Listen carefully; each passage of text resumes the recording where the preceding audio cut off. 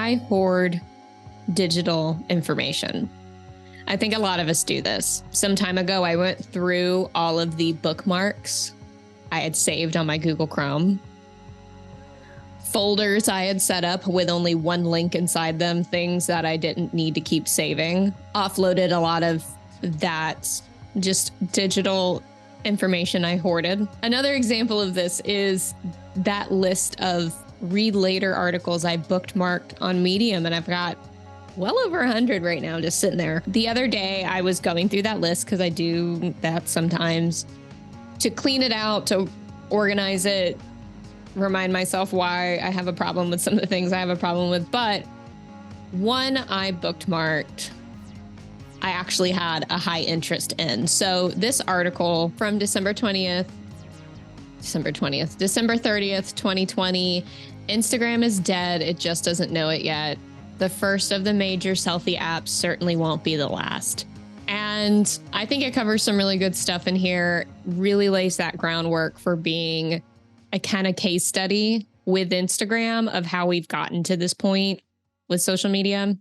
And I'll have it linked where all the links exist in the form in which you are consuming this. In this article, he lists out about 10 challenges Instagram is facing that will probably ultimately lead to its demise. And I was looking back, trying to suss out when Reels first launched. There are some sources that say like 2019, but I think that might have been the beta and not rolled out for all users, or maybe in certain countries. It wasn't global yet. But I think the consensus is around August of 2020, Reels really started to like make its way onto the platform. So that would have been a few months before this article was published. Some of the challenges he kind of goes over is, the growth aspect, the fact that Instagram has no growth anymore. It's slowing kind of to a stall, even though there are still a lot of active users on the platform.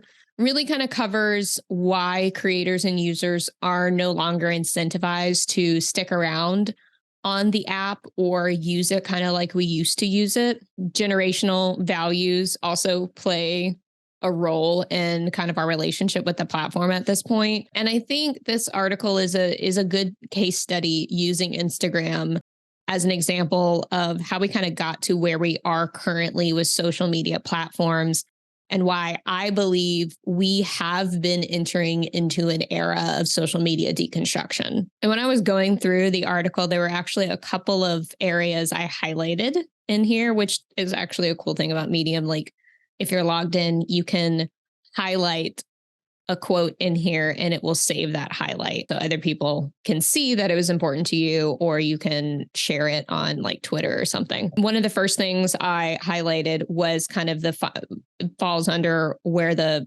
financial model for the app is just ass backwards at this point. What Facebook, now Meta, has done and is doing with Instagram is, instead of being able to just organically reach your entire audience, you are reaching like a fraction of them. And now you have to do the pay to play to be able to reach the entirety of your audience. He likened it to, building your email list to 1,000 subscribers, but then suddenly out of nowhere, only being able to reach 30 of them with an email. And if you wanted to reach the entirety of your subscriber list, you'd have to pay a fee, because that just doesn't make sense. So why is a platform doing it? Which, to point out in that kind of analogy, in that comparison of a hypothetical with what's going on, your subscriber list, your email database is different than your followers on Instagram. Your audience on a platform is more or less owned by that platform. But if you have something like an email list that you have collected,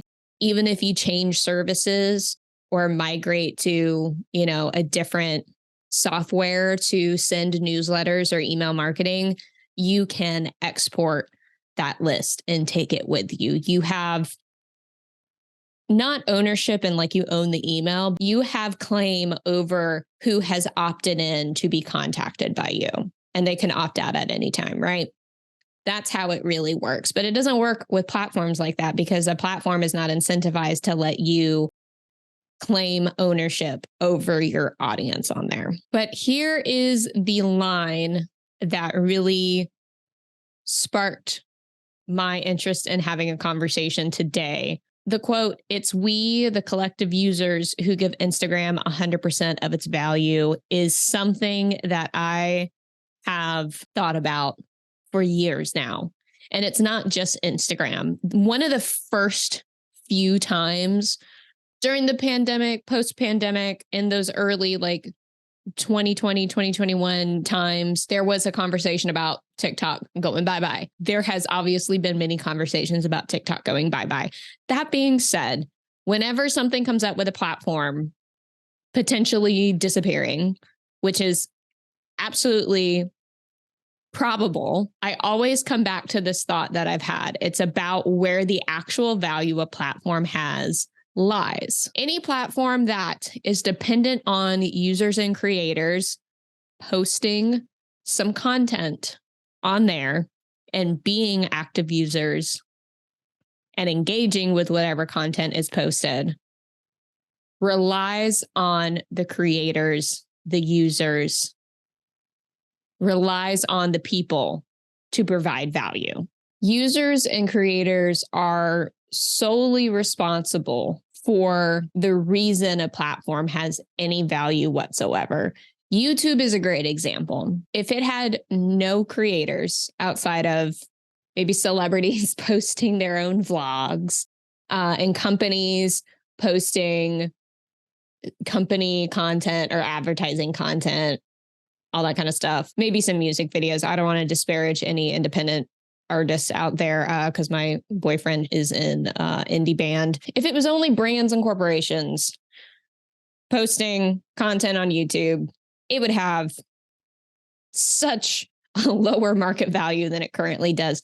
All of the value, all of the revenue it is able to earn and then share with creators comes from the fact that creators are posting content on there to be engaged with and attract and retain and build communities with users. Bottom line, there would be no ad space to sell, no audience to advertise to, nothing if it were not for creators and the users. It was maybe the tail end of 2022 whenever people were freaking about Twitter going down because Elon Musk has fired all the engineers and the platform was at risk for just not being able to function potentially within that week. I hopped into a Twitter space that was being hosted by a couple of journalists and other people were speaking. And I could not get over the whininess, particularly from the journalist who built their career dependent network of contacts on their Twitter account. I have very little sympathy for anyone who does not diversify or provide some own insurance for themselves when it comes to their contacts or their audience or their network. Like, have a mailing list, have something outside of the very volatile, centralized social media platforms or social networks, because you have no claim to them whatsoever. Your account, you can be blocked. You can be locked out in an instant, seemingly for no fucking reason these days.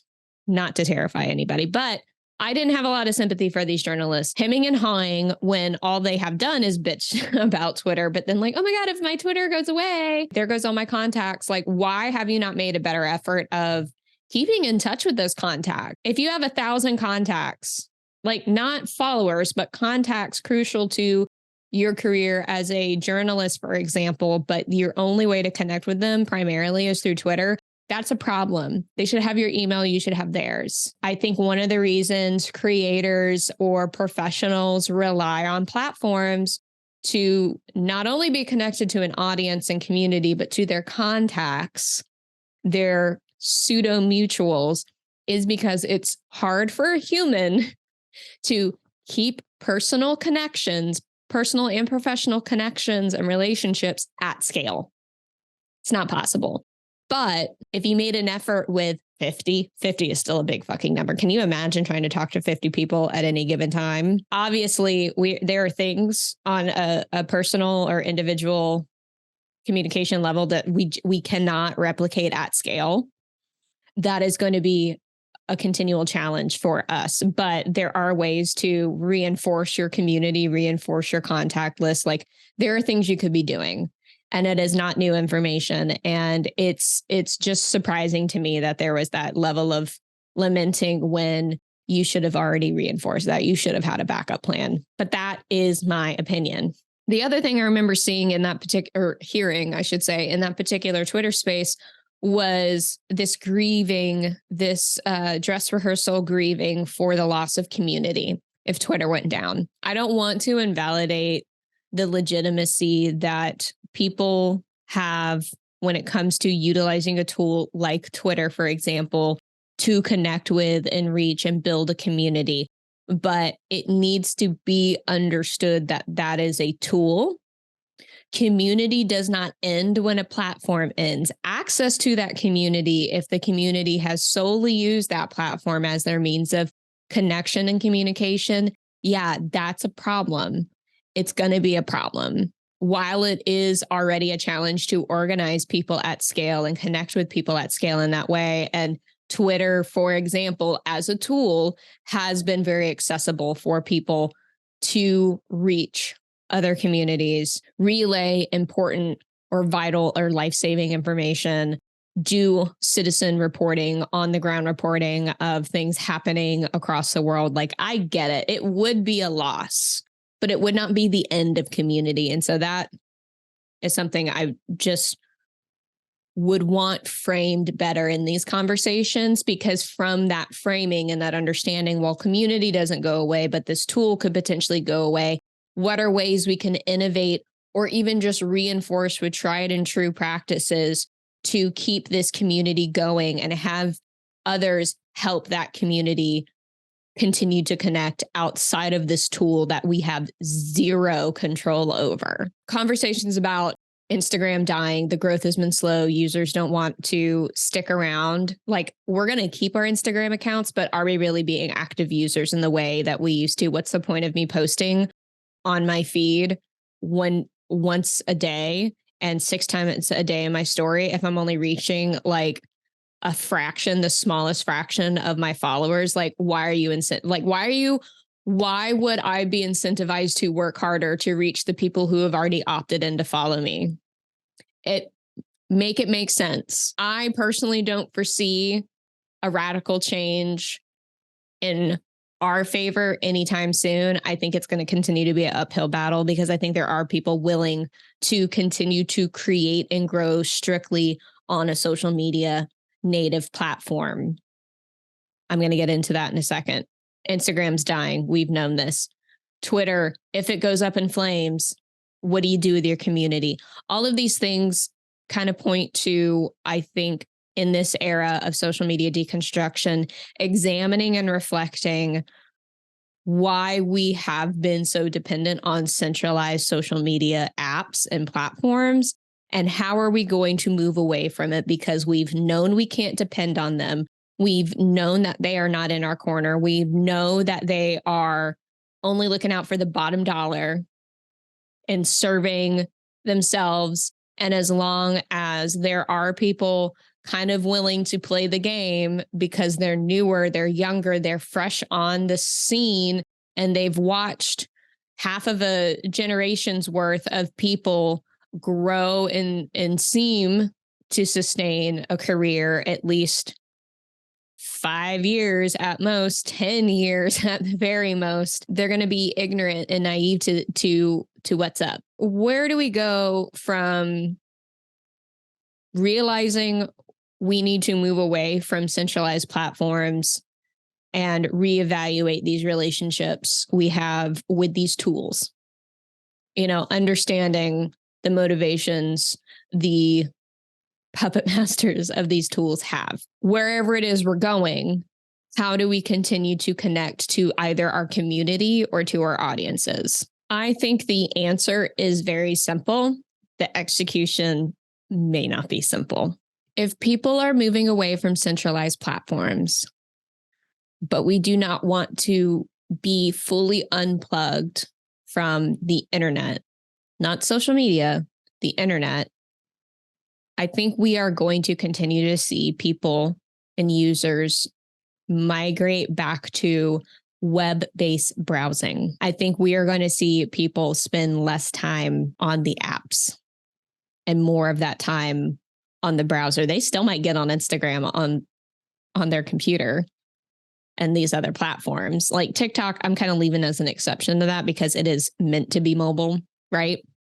But I think we're going to see people start migrating to other spaces and trying them on for size when it comes to just their day-to-day plug-in to the internet and to whatever community, audience, friends, people they follow, etc. So if people are migrating away from centralized social media platforms, how are creators supposed to connect to their community and connect to their audiences or call in an audience or anyone for that matter? Again, the answer is simple. Execution is a different story. We have to make art. We have to take the time to make art, to have substance to whatever it is that we are doing. There's a significant difference of creating on social media versus sharing and promoting what you have created through social media to an audience. Social media should be a secondary thing to whatever it is you're doing. Let me take being a creator out of the equation. Way back in my day when I first got on Instagram, which by the way, here's a fun fact. I want some of the younger people to think about this, and I don't want to, infantilize you by any means. When I was in high school, my senior year of high school, I started my Instagram account that I still have. I started that Instagram account on my iPod Touch because I didn't have a smartphone. Smartphones were not ubiquitous. Some of the kids had them. A lot of us had BlackBerry, Pearl phones with a full keyboard, or other like flip phones with a full keyboard, or not even a full keyboard. You could maybe get on Twitter, maybe get on the internet for a minute, but we didn't have unlimited text, and we definitely did not have unlimited data. I did have an iPod Touch where I could download the Facebook app, which was crazy to me because Facebook was a website. Apps were mostly like, here's a fake lighter. Here's, it makes it look like I'm drinking out of a beer glass. They were gimmicks. They were funny. But Instagram, I got one. I started it on my iPod Touch. That's my OG account. And I've had it for 10 plus years, but not as a creator or an influencer. It wasn't even quite a thing just yet. I was definitely a Tumblr girly back in the day, pre 2014, pre the 1975. Thank you very much. I definitely still have trauma around the complex of I was into this first before it got popular, because that was definitely a thing, but we don't need to go down a therapy session right now. But what I will say is when I posted on my Instagram, it was sharing what I was doing in my life, sharing the random, late night shopping trip me and my friend took to the next city over, and we're like goofing around the parking lot. It was sharing a picture of my friend in French class. It was a scrapbook of the life I was living, of what I was doing, right? And absolutely there is space to talk about how reflections and sharing the highlight reel can manipulate our perception of ourselves and of others and all that kind of stuff. The dark stuff aside, social media was a means to share what was going on in my life. And even then, looking back at the Facebook memories of the very, very, very cringy stuff I used to post on my Facebook, it's like, who has the homework for Mr. Fusco's AP history class for Friday? Oh my God, we're watching the new episode of Doctor Who. Like, it was the scrapbook, but it was also the beginnings of sharing more and more of the interior life onto the digital landscape.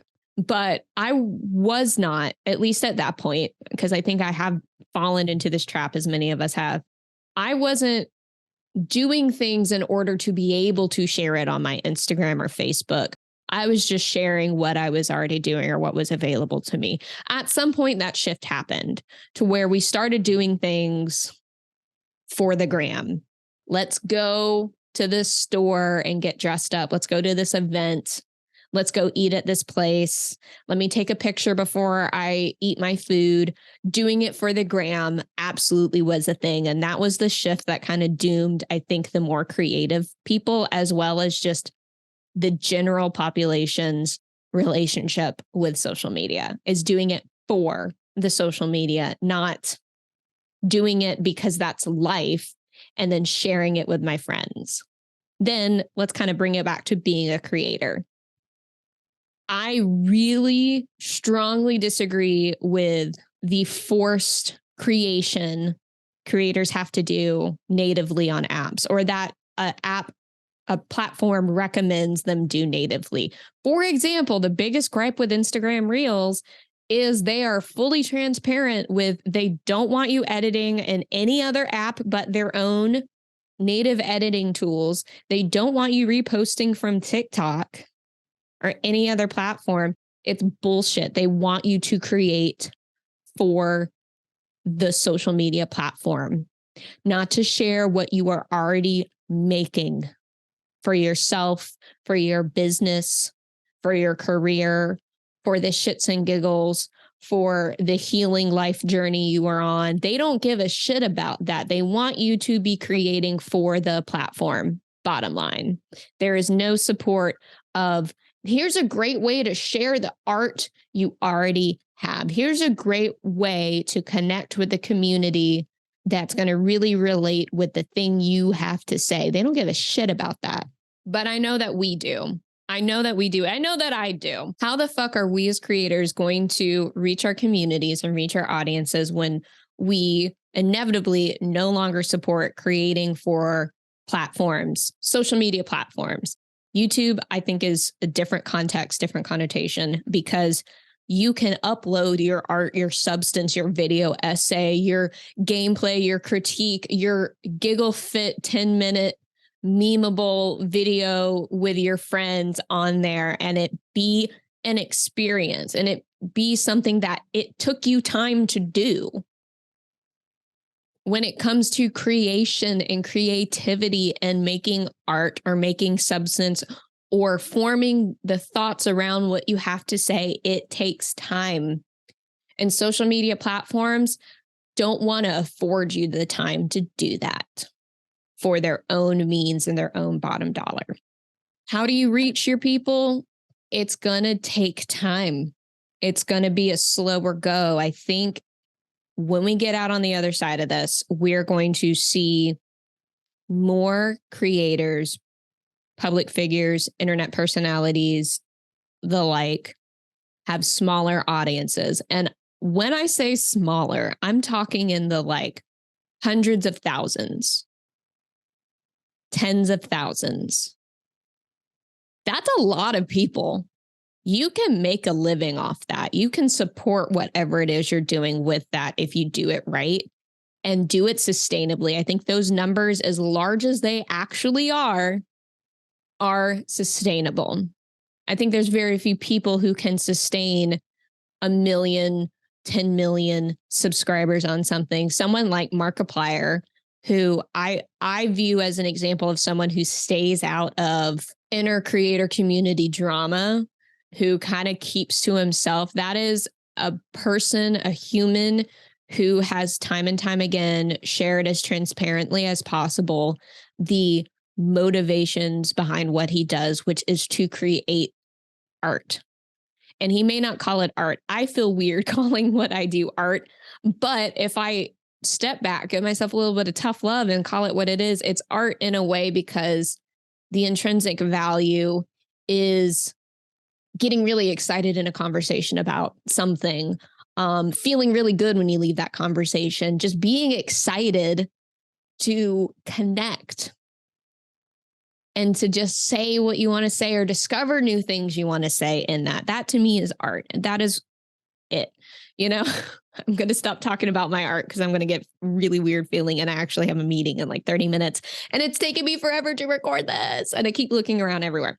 I think the way to move forward, if anyone wants maybe some advice, and it's definitely advice for myself on how to kind of navigate this social media deconstruction era, because it's also coinciding with internet culture reevaluation as well. There's going to be moving pieces as flimsy structures crumble.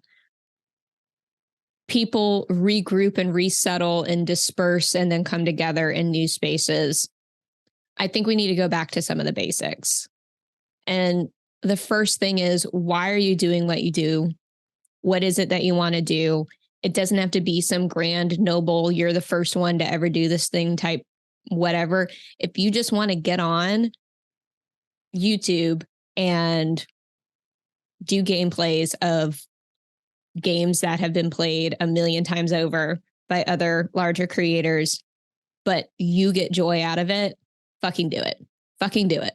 It may feel counterintuitive to the advice I think a lot of creators and artists and creatives and whatever you want to call yourself are given in this current day and age, really of the last 5 years when it comes to building something for yourself online, is to continue to drive up numbers. But a lot of those numbers are driven to particular platforms. And you really need to consider, is it worth putting all my eggs in one basket? Or is there a way I can diversify this a little bit? Is there a way I can provide myself a little bit insurance, which you're probably not going to get. None of us are going to get in general. But here's a really good example. TikTok, I think, is one of the hardest platforms to move an audience off of. I think TikTok has a lot of cool things it has done for people and for individuals who never envision themselves to be a creator or have the opportunity to be a creator. But migrating that audience off of the platform is difficult. It is nearly impossible to move the entirety of that audience off there. And I don't think you can move an entire audience off of any platform, but getting them to follow you on Instagram, which is whatever, I want people to follow me on Instagram, even though they probably won't see half my shit, but getting them to sign up for your newsletter, to visit your blog on your website, to follow you in other spaces, to follow you on YouTube from TikTok. It's a hurdle, but I don't think it is a challenge anyone should ease up on. Earnestly, if someone wants to follow you and make a point of truly engaging with whatever it is you're doing, and they want to express that value, they will follow you. They will find you on other platforms or through other means of staying connected to you. But we can't let that piece go. If it is important for you to build a community, regardless of where you host your stuff, at least on social media platforms, don't let up on that. Put it out there. Make it as hopefully easy as possible for people to find you. And the thing that I think is probably seemingly discouraging is if you have, 500,000 followers on TikTok, but 1,000 subscribers on your YouTube channel, that probably fucking sucks. I don't know what that's like, but let me tell you what, if that happened to me, I'd be fucking really upset. I'd be so pissed, but don't let it up. If your passion is more actually creating art and it's got to be through a video format and you still enjoy TikTok, but you want to grow your YouTube, you have to drive them there and know that it's nothing about you if those people don't follow you to your true home you are making for yourself on the internet. It has nothing to do with you. That has to do with the mentality of viewers or audience members. And it has to do with how platforms incentivize not leaving a platform in that red hot minute to pop over to YouTube or your newsletter or your website to go make a point to follow. Those numbers are going to be smaller. And I think creators need to get comfortable with leaning into those quote unquote smaller numbers. Since I am kind of new at this iteration for myself, I'm a little self-conscious because I feel like I have insight and perspective into a lot of these things when it comes to social media culture and internet culture and creator culture and the creator economy. But I don't have maybe the body of work that would indicate to someone that that is true. And that is something I've had to work on letting go, because I haven't fully let it go. I'm like, who the hell am I to be talking about these things when I have 700 followers on my Instagram that I've had for 10 plus years, or I've made another YouTube channel that I've started posting on with 10 subscribers, like all these things that I'm like, that is not a true indicator of my knowledge, my experience, the perspective and insight that I do have to offer. I can't count myself out yet.